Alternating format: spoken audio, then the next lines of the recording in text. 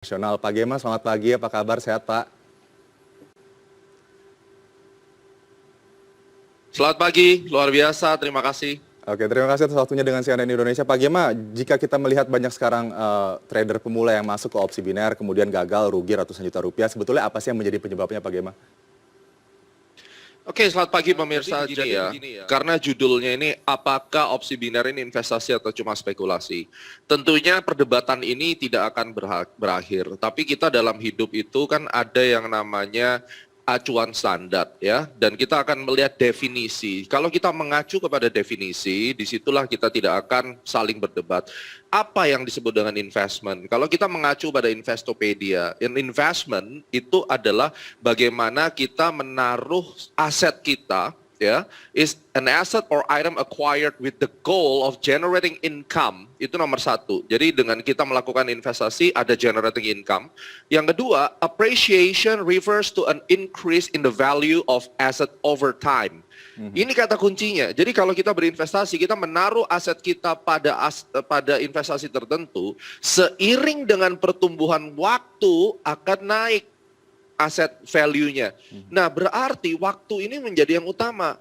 Kalau sebuah investasi definisinya adalah kita menaruh aset kita pada satu item, satu bidang investasi, dan seiring dengan tambahnya waktu, aset bertambah. Sedangkan di binary, kita justru di limit. Ayo kita nebakin harga, walaupun underlying-nya adalah seakan-akan instrumen investasi, itu boleh-boleh aja. Ini yang kita sebut dengan financial betting. Jadi kita melakukan betting dengan underlying investasi, instrumen investasi. Tapi waktunya di limit. Ayo dalam 1 menit harga naik atau turun. Ayo dalam 1 jam harga naik atau turun.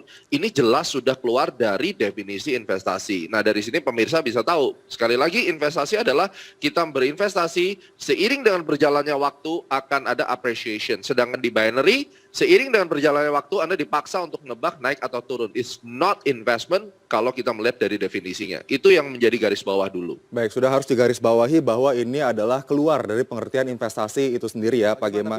Banyak sekali ya kemudian trader pemula yang masuk begitu ke option binary ini. Apa sih sebetulnya yang menyebabkan para pemula ini kemudian banyak yang rugi begitu? Apa kemudian psikologis yang bermain di sini di opsi biner ini? Jadi kita melihat ada 3 hal yang mereka rugi. Yang pertama adalah seperti yang Anda bilang, adanya dugaan kecurangan daripada algoritma itu sendiri. Kita berinvestasi, kalau kita mau ngomong investasi ya belilah saham. Saya membeli saham Bank Mandiri, saya sudah simpan 1 tahun. Per hari ini profit saya sudah lebih dari 1 miliar. Itu equal dengan kurang lebih sekitar 15-20%. Nah, waduh Pak, nungguin 1 tahun 20% kelamaan Pak. Itu awal mula kerugian, di mana mereka pingin cepat kaya tanpa mereka tahu apa yang dilakukan. Yang kedua, algoritma yang fake tadi itu tidak terjadi di pasar seperti saham. Algoritma yang fake tadi itu terjadi di pasar-pasar over the counter yang mana setiap penyelenggara perdagangan mereka memiliki referensi harga sendiri-sendiri, which is itu sebenarnya wajar-wajar saja. Justru itu yang saya selalu bilang, ini seperti menjual narkoba di toko obat. Ya kan? Jadi nggak kelihatan, seakan-akan itu obat, tapi itu narkoba. Nah, yang terjadi di dalam dugaan kecurangan algoritma, misalnya kita nebak dalam waktu 30 detik lagi, harga akan naik misalnya.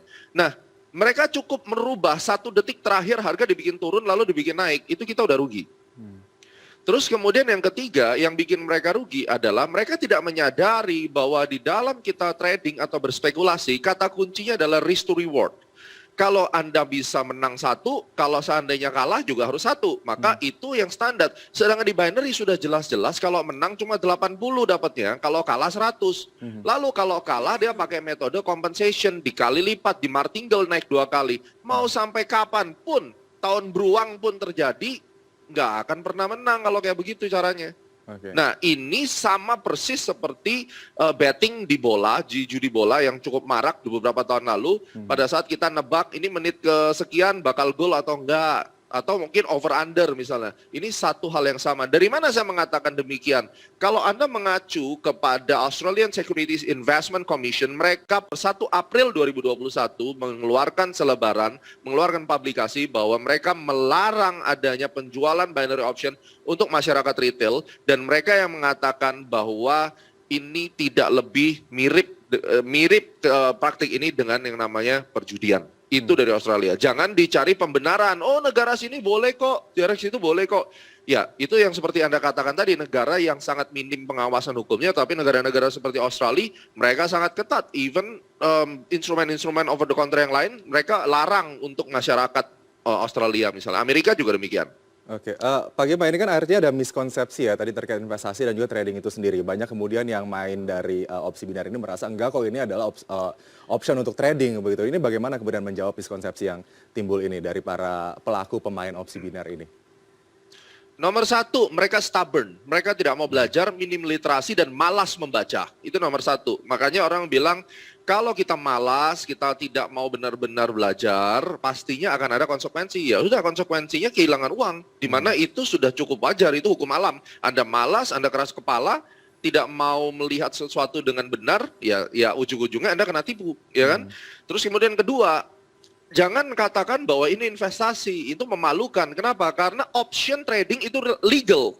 Nah, Anda harus tahu bahwa ada instrumen yang namanya opsi trading saham, option trading. Silakan di Google saja. Option trading itu adalah hak opsi beli untuk saham-saham, dan itu cukup lama di Amerika sudah. Nah, ini mereka mengambil konsep opsi tapi pakai konsep biner. Kalau Anda mengerti biner, biner itu adalah kalau nggak satu ya nol. Itu adalah bahasa IT, bahasa programming, logaritma maksud saya.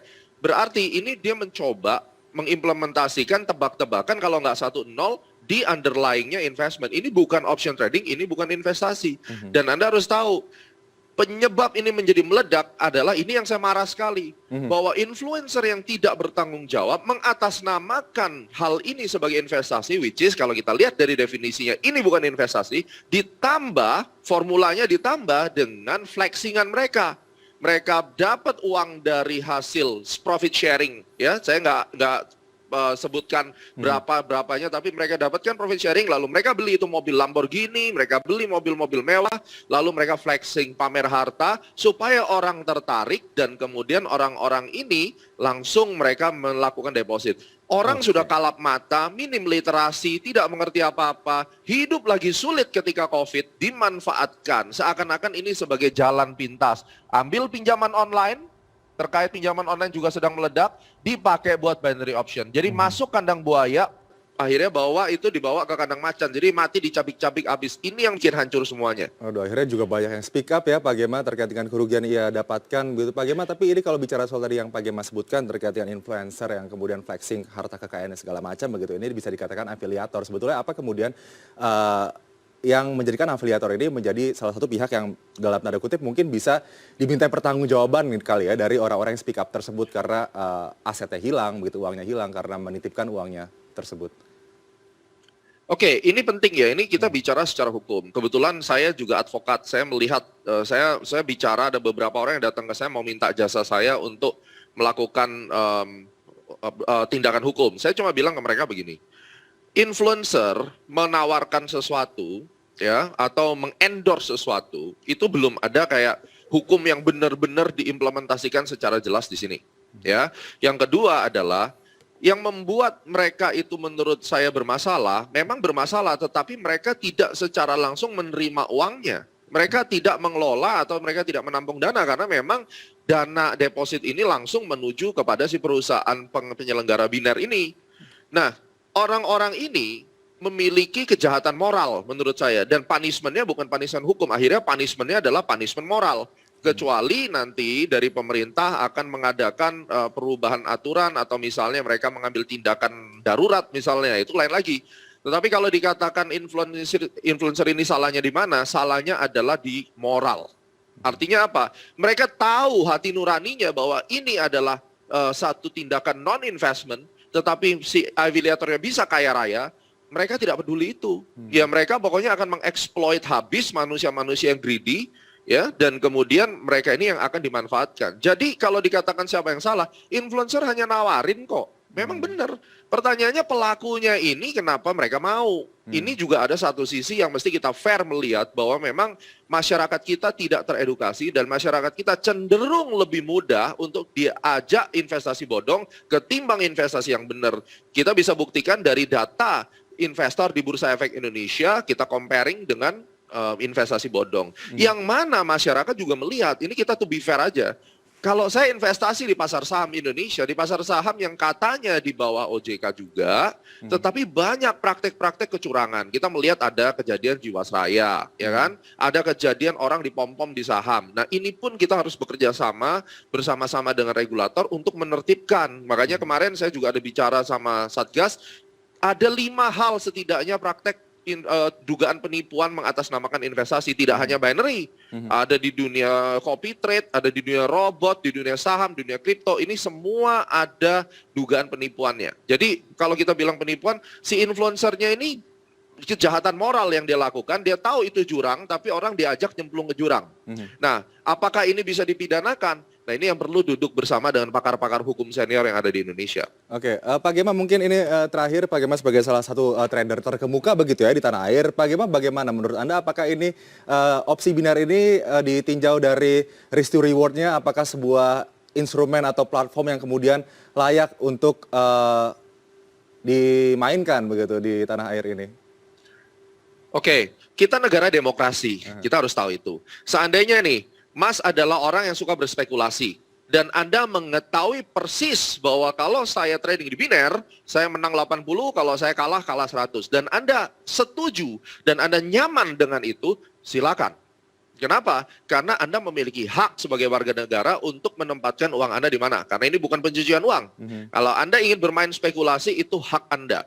Nah, yang harus kita ketahui bahwa ini bukan investasi, dan ayo para affiliator, para influencer, jadilah orang yang jujur, berhati nurani, dan bermoral. Kalau Anda ingin mengajak orang masuk dalam dunia ini, katakan pada mereka bahwa ini adalah mirip dengan judi. Kalau Anda menang 80, kalau kalah 100, tapi lebih mudah daripada belajar saham, belajar valuasi, capek, mendingan klik-klik tebak-tebakan aja. Resikonya apa? Silakan tanda tangan bahwa Anda mengerti resikonya. Itu yang saya harapkan. Sehingga kalau Anda tanya, apakah ini investasi? Jelas bukan, by definition. Kedua, regulator di negara lain bagaimana? Salah ambil contoh Australia itu melarang ya untuk menjual ke retail kliennya. Ketiga, risk to reward-nya tidak imbang, jelas pada akhirnya long run akan rugi. Dan yang keempat, saya harap influencer punya hati, kita sesama orang Indonesia, jangan saling bantai, jangan dieksploit masyarakat kita, dan lebih dari 20 triliun sudah hangus di dalam dugaan investasi bodong ini. Baik, bagaimana ini yang paling penting mungkin para trader pemula untuk masuk kemudian bermain trading harus bisa belajar terlebih dahulu ya, jangan gampang tergiur. Yang paling penting adalah bukan bermain trading. Ini kata sudah salah fatal. Ya, trading bukan mainan. Jadi kita benar-benar pada saat ngomong trading is a business, dan kalau Anda mau bisnis, pelajari dengan benar dan bertanggung jawab. Baik, terima kasih Pak Gema Guryadi, CEO and Founder Astronaci International, ini membuka mata kita semua tentunya terkait dengan opsi binar ini. Semoga semakin banyak masyarakat yang teredukasi begitu ya, dan semakin minim orang-orang yang kemudian rugi akibat salah langkah, salah kaprah terkait opsi binar ini, investasi atau spekulasi. Di garis bawahi, bukan investasi. Terima kasih Pak Gema Guryadi.